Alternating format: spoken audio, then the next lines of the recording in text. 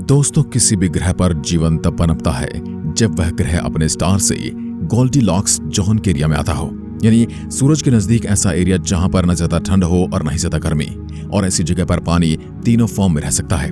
और ऐसी ही same condition हमारी पृथ्वी की है।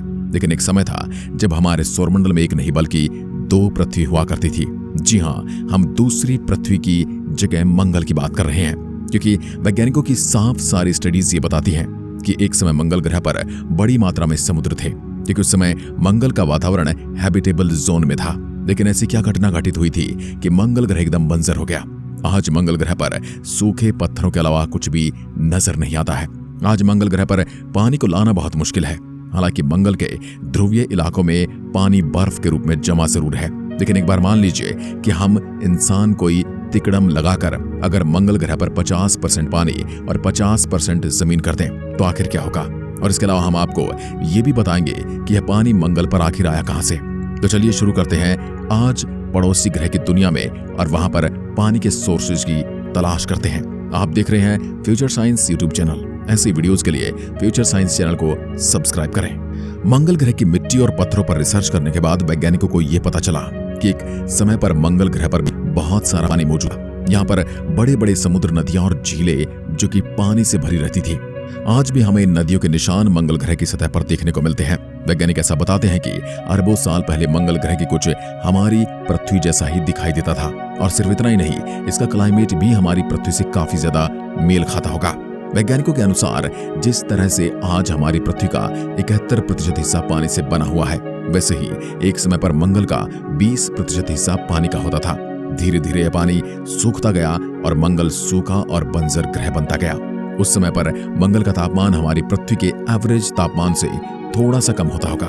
ऐसा इसलिए क्योंकि सूर्य से मंगल ग्रह की दूरी पृथ्वी के मुकाबले काफी ज्यादा है, जिसकी वजह से उस पर इतनी ज्यादा सनलाइट और हीट नहीं जा पाती होगी और उसका तापमान पृथ्वी से कम ही रहा होगा। वैज्ञानिक ऐसा बताते कि 4 अरब साल पहले मंगल ग्रह ने अपनी प्रोटेक्टिव मैग्नेटिक फील्ड खो दी थी, जिसकी वजह से इसका सारा पानी धीरे धीरे अंतरिक्ष में जाने लगा। असल में जब किसी ग्रह के पास इतना मैग्नेटिक फील्ड नहीं होता तो सूर्य से निकलने वाली हार्मफुल पार्टिकल्स उसके वायुमंडल को पूरी तरीके से नष्ट कर देते हैं। मंगल ग्रह के केस में भी कुछ ऐसा ही हुआ।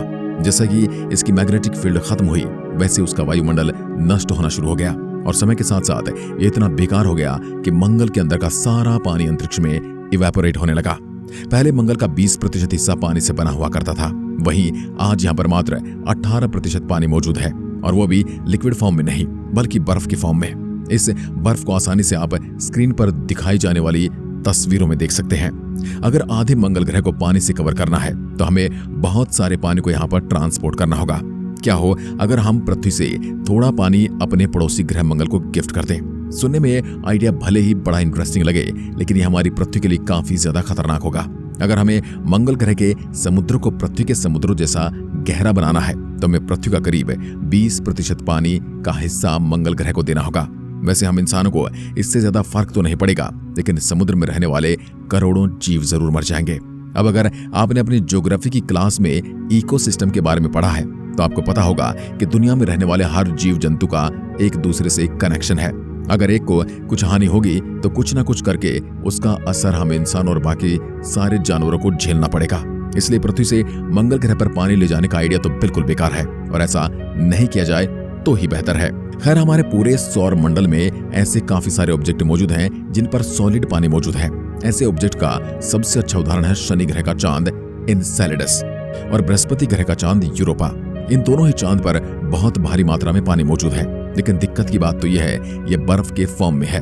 अगर हम इस बर्फ को मंगल ग्रह पर ले आएंगे तो निश्चित बात है कि वह आसानी से पिघल जाएगी। लेकिन अगर ऐसा नहीं होता है तो हमें मंगल ग्रह को थोड़ा बहुत गर्म करना पड़ेगा ताकि यह बर्फ समुद्रों का निर्माण कर पाए। अब सुनने में तो शायद ये बहुत ही आसान लग रहा होगा, लेकिन किसी एक चांद से दूसरे ग्रह तक इतनी सारी बर्फ पहुंचाना बहुत मुश्किल बात है। इसके लिए हमें बहुत ही हाई पावर इंजन वाले रॉकेट की जरूरत पड़ेगी जो भारी मात्रा में बर्फ को स्टोर भी कर पाए और उसे सही सलामत मंगल ग्रह तक लेकर भी आ पाए। अभी के हिसाब से हमारे पास तो सबसे बड़ा रॉकेट है वह एलन मस्क की कंपनी स्पेसएक्स ने बनाया है। उस रॉकेट का नाम है स्टारशिप और उसकी तस्वीर आप अपनी स्क्रीन पर देख सकते हैं। अगर हम इस रॉकेट का इस्तेमाल करके भी शनि ग्रह के चांद से मंगल ग्रह तक बर्फ ले जाने की कोशिश करेंगे तो हमें हजारों बार इन दोनों का चक्कर लगाना पड़ेगा। जिसमें हजारों सालों का समय लग जाएगा। इससे ये बात पता चलती है कि मंगल ग्रह पर पानी लाना बहुत ज्यादा मुश्किल बात है। अब अगर हम मान भी लें कि एनसेलेडस से मंगल तक पानी ले जाने में कम समय भी लगेगा, तब भी ऐसा करने में बहुत बजट चाहिए होगा, जिसके लिए हमें ट्रिलियन ऑफ डॉलर्स की जरूरत पड़ेगी, जो कोई भी सरकार इतनी आसानी से ऑफर नहीं करेगी। तो क्या इसका मतलब ये है कि मंगल ग्रह पर पानी वापस नहीं ला सकते? नहीं, ऐसा बिल्कुल नहीं है। हमारे पास एक और बहुत इंटरेस्टिंग तरीका है जिसके जरिए मंगल ग्रह पर पानी वापस लाया जा सकता है। वो तरीका है मंगल ग्रह पर न्यूक्लियर बम फोड़ने का।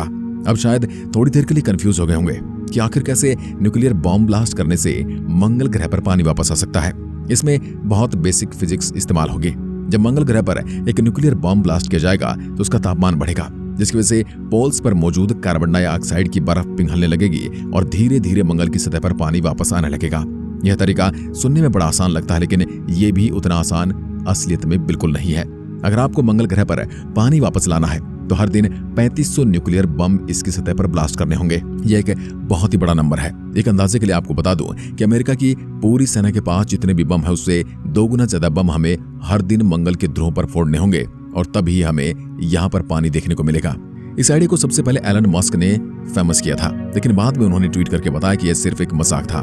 असल में न्यूक्लियर बम ब्लास्ट करने से मंगल पर बर्फ पिघल जाएगी, लेकिन वहां के रेडिएशन लेवल बहुत ज्यादा बढ़ जाएंगे, जिसकी वजह से मंगल पर पानी तो होगा लेकिन हैबिटेबिलिटी नहीं होगी, यानी पानी होने के बावजूद भी यहाँ पर इंसान नहीं रह पाएंगे। अगर हम मान लेते हैं कि न्यूक्लियर बम में रेडिएशन नहीं रिलीज होगी, जो एक इम्पॉसिबल बात है, लेकिन फिर भी इस वीडियो के लिए यह इमेजिन कर लेते हैं। अगर ऐसा हो भी जाता है तब भी मंगल ग्रह पर पानी ज्यादा देर तक नहीं टिक पाएगा। असल में मंगल ग्रह का एटमॉस्फेरिक प्रेशर काफी ज्यादा कम है, जिसकी वजह से पानी यहाँ पर तुरंत ही इवेपोरेट हो जाता है। और जैसा कि हमने पहले आपको बताया है कि यहाँ पर कोई भी वायुमंडल नहीं है जो इस इवेपोरेट हुए पानी को अंतरिक्ष में जाने से रोक पाए, इसलिए सीधा अंतरिक्ष में चला जाएगा और वापस से इसे मंगल पर लाना बहुत ज्यादा कठिन होगा। इन सभी चीजों का सीधी भाषा में मतलब यह है कि चाहे हम जितनी भी कोशिश कर लें, मंगल ग्रह को वापस से पहले जैसा नहीं बना सकते। इसे पृथ्वी के जैसा बनाने में हमें न सिर्फ बहुत सारी टेक्नोलॉजी की जरूरत पड़ेगी, बल्कि एक बहुत सारा समय भी हमें व्यतीत करना पड़ेगा। इसके ऊपर ऐसा करने में जो भी खर्चा आएगा वो अलग से। वैज्ञानिक ऐसा मानते कि एक ग्रह जैसा है उसे हमेशा वैसे ही रहने देना चाहिए। अगर हम उसकी जियोलॉजी के साथ छेड़छाड़ करेंगे तो कुछ न कुछ डिजास्टर हमेशा ही होगा।